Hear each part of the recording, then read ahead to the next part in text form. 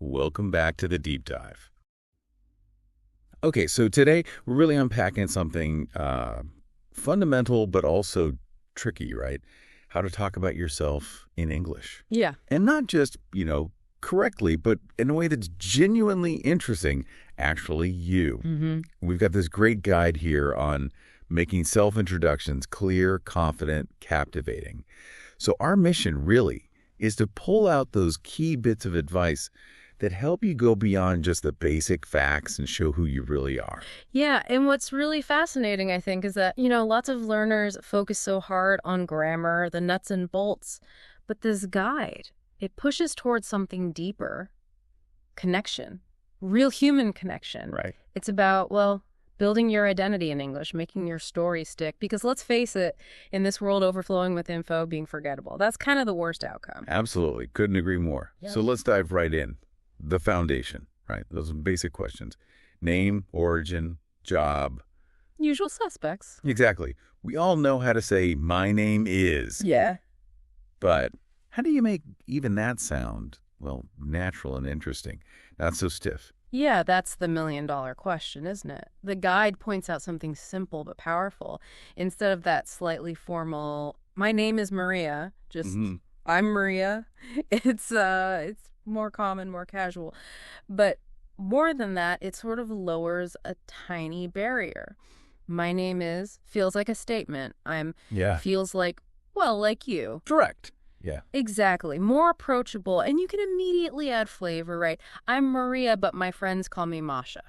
Or, at work, I go by Maria. You're instantly sharing a bit more. I like that. It's subtle, but makes a difference. Yeah. Okay, what about where you're from? I'm from Ukraine. Standard. How do we spice that up? Well, I'm originally from Ukraine, but I live in Poland now. Yep. That immediately gives context. Roots plus current situation. It shows movement. Tells a mini story already. Precisely. Or even I grew up in a small town near Kyiv. Suddenly, it's not just a place, it's an image, a hint of experience. Right. And for what you do. Beyond just I'm a student or I'm a designer, how do we make that more informative? It's about adding that dimension again. I work as a marketing assistant. Fine, solid. But if you're training for something, I'm studying to become a nurse, that's forward-looking. It shows ambition, purpose, where you're headed. Okay, got it.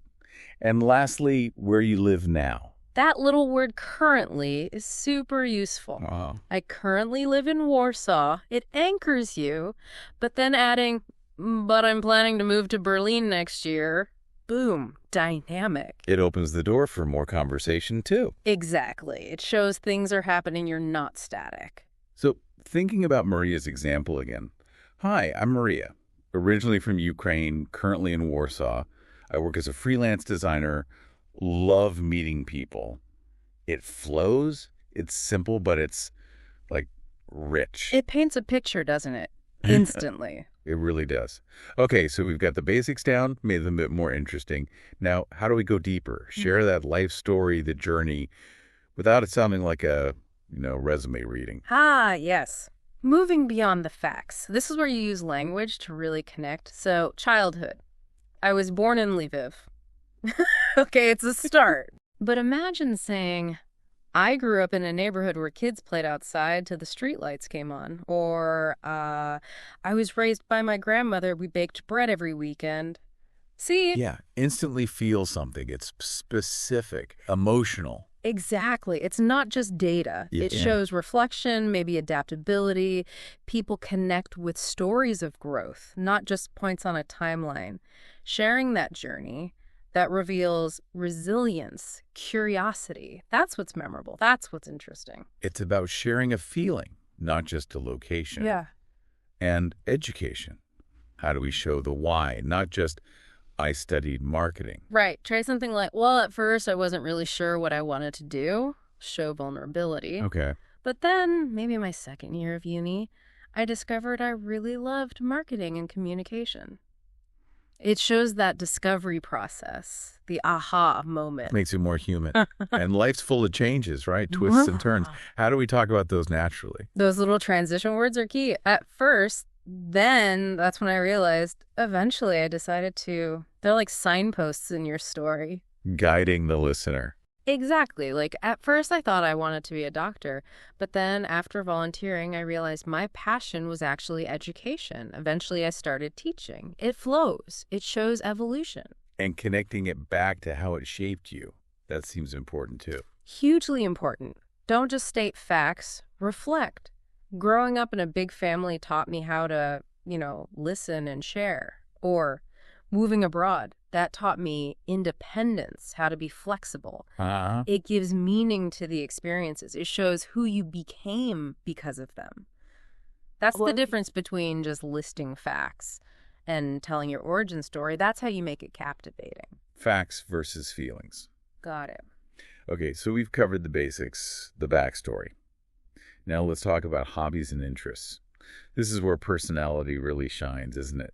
Often feels like small talk, but it's potentially so much more. Oh, absolutely. It's gold. Yeah. But you got to move beyond just, I like. Right. Use phrases like, I'm really into photography, or I'm a big fan of sci-fi movies. Even, I spend a lot of my free time learning languages. It shows the level of passion, Yeah, it adds intensity. Yeah. And connecting it to feelings. You mentioned that. Crucial. Tell people how it makes you feel. Gardening. It helps me relax after a stressful day. Or painting.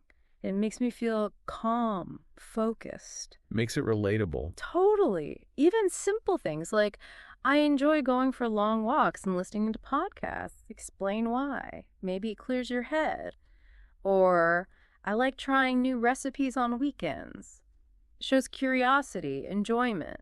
It's not always about having some super unique hobby. It's about how you talk about it. Exactly. The satisfaction, the focus it brings you. That's the interesting part. But let me push back a bit. Why bother with all this detail? Especially if you're still, finding the right words in English. Yeah. Isn't just saying, I like photography enough. Well, it can be enough, sure. But think about it. When you say, I'm really into photography, and then add, because it helps me slow down and notice details I'd normally miss, you're not just listing an activity. You're sharing an insight, a piece of how you see the world. That's the stuff that makes people connect, that makes you interesting, memorable. Right, reveals something deeper. Okay, that makes sense. Now, what about something seemingly, boring? Daily routines. Can you really make your daily routine sound interesting? Huh. It sounds like a challenge, doesn't it? But yeah, absolutely. It's all in the details and the personal touch. How so? Okay, structurally, you use present, simple time phrases.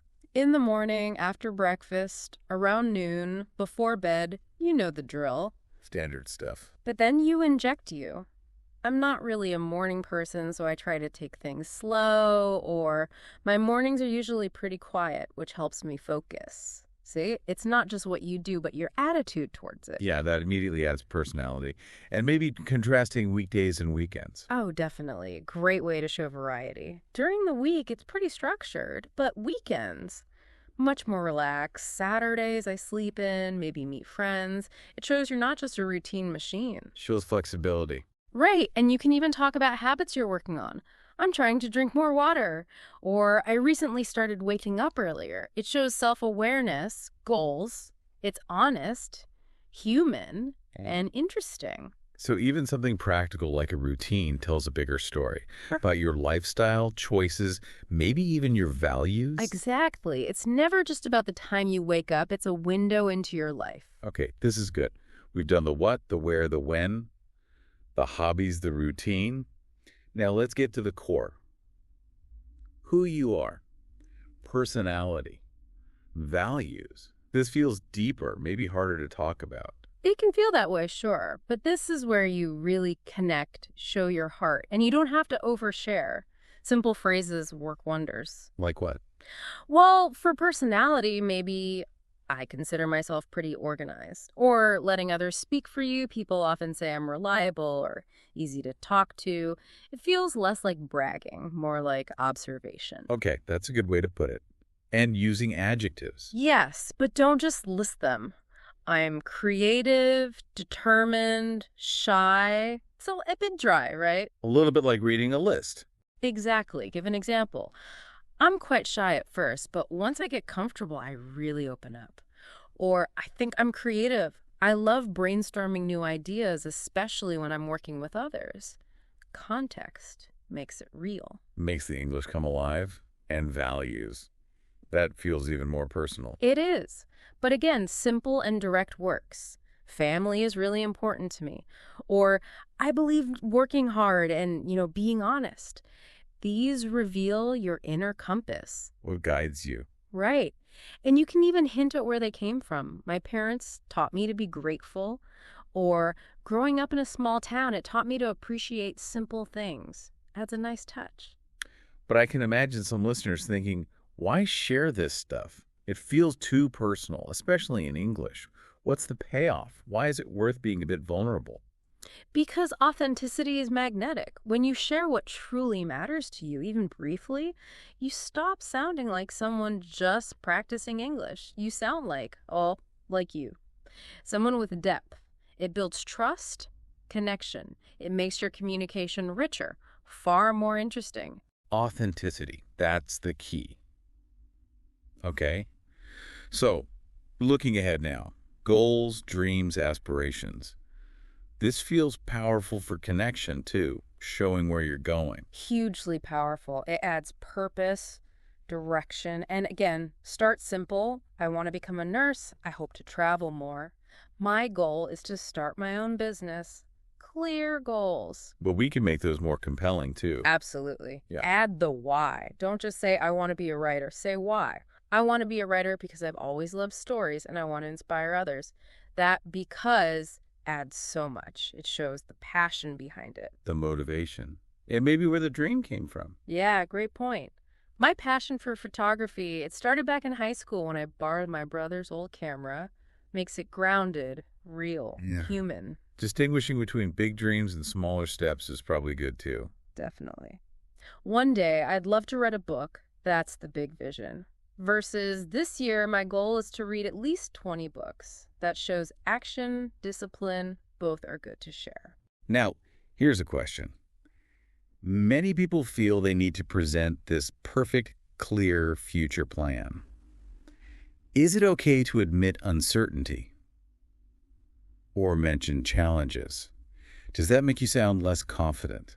Oh, quite the opposite, I think. It makes you more relatable, more interesting, honestly. Saying, I'm still figuring things out a bit, or I know it won't be easy, Right. or even sometimes I feel nervous about it, but I try to stay focused. That vulnerability, that honesty, that's incredibly connecting. Everyone feels that way sometimes. It shows you're real. So talking about goals isn't just language practice. Not at all. It's about articulating your future, inviting others in, showing your drive and your humanity. Okay, this brings us to what you called the secret sauce. The fun facts, the unique details. This sounds like where we can really make an introduction memorable, right? Make it interesting in a totally different way. Exactly. Forget being perfect. Aim for memorable. This is where you show your quirks, the unexpected bits that make you, well, you. So how do we do that without sounding random? Use little let-in phrases. People are usually surprised to learn that, and then something unexpected like, I can play the accordion. Or a weird habit I have is like, I always eat dessert first when I'm home alone. Huh. Okay, that definitely sparks curiosity. Right. Or contrasts are great. I speak 4 languages fluently, but I still get nervous ordering coffee. It's human, relatable, a little funny, or maybe a past identity.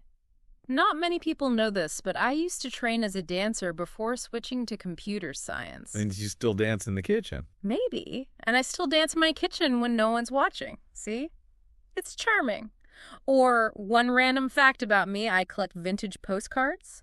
Or I learned to ride a bike when I was 20. The fact itself isn't the point. It's the unexpectedness. Yes. And the peek it gives into your unique world. Short anecdotes work too. I once got stuck in an elevator for an hour with my dog. Instant story. These are the things people remember. They really are. Don't be afraid to be a little weird, funny, unexpected. Share that you can juggle, or you have a weird love for old maps, or you've never had coffee. These details make people smile. They make you interesting. Memorable over perfect. I love that. Okay, so we have all this amazing advice, tons of ideas, but knowing it is one thing. Doing it, making it sound natural, confident, that's the challenge. How do we practice effectively? Right. Practice is everything, but the key is practice. Don't just memorize lines like a script. What's the difference? Memorizing sounds robotic. Practicing means internalizing the ideas, the phrases, so you can say them naturally in your own way. Start small, just 1 or 2 sentences. Hi, I'm Name, I'm from Place, and I'm really into hobby. Nail that first. Build it up piece by piece. Exactly, and practice out loud. Use a mirror, see your expressions, record yourself. Yes, it feels awkward at first. Oh, yeah. Listening to your own voice. Cringy sometimes. Yeah. But it's so helpful for catching pronunciation, rhythm, hesitation points. Aim for progress, not instant perfection. And practicing with someone else helps too, I bet. Immensely. A friend, a language partner. Get real feedback. And the shadowing technique, fantastic for naturalness. Explain that again. You listen to a native speaker, maybe a short clip from a podcast like this, or a YouTube video where someone introduces themselves and you repeat immediately after them. Try to copy their rhythm, their intonation, everything. Like mimicking. Exactly. It trains your mouth muscles and your ear for the flow of English. Then slowly expand. I like reading becomes I like reading historical novels because they teach me. Integrate the new phrases we talked about. I consider myself Toto, people say I'm. And use them in different situations. Crucial. Practice for a party intro, a job interview, writing a quick bio. Adaptability is key, but honestly, the biggest things are patience and positivity. Celebrate the small wins. Yes. And make it real. Connect the words to your actual life, your feelings. That's what makes it stick. That's how English becomes your language, not just a subject. It's how you share who you are. Wow, okay. What a fantastic deep dive. So much there about making introductions not just functional, but genuinely captivating and interesting. The big takeaway, it's not about being flawless. It's about connection, showing your true self. Absolutely. And maybe just a little thought for everyone listening to takeaway. What's one fun fact, one unique little detail about you that maybe you haven't really thought about sharing before? Something that's just you. Think about it. And then maybe try saying it out loud in English. See how it feels. That's a brilliant challenge. Love it. Keep practicing, everyone. Keep speaking. Keep sharing your amazing story. Because every time you do, you're not just improving your English. You're building confidence, making connections, being interesting. Thanks for joining us, and we'll see you for the next deep dive.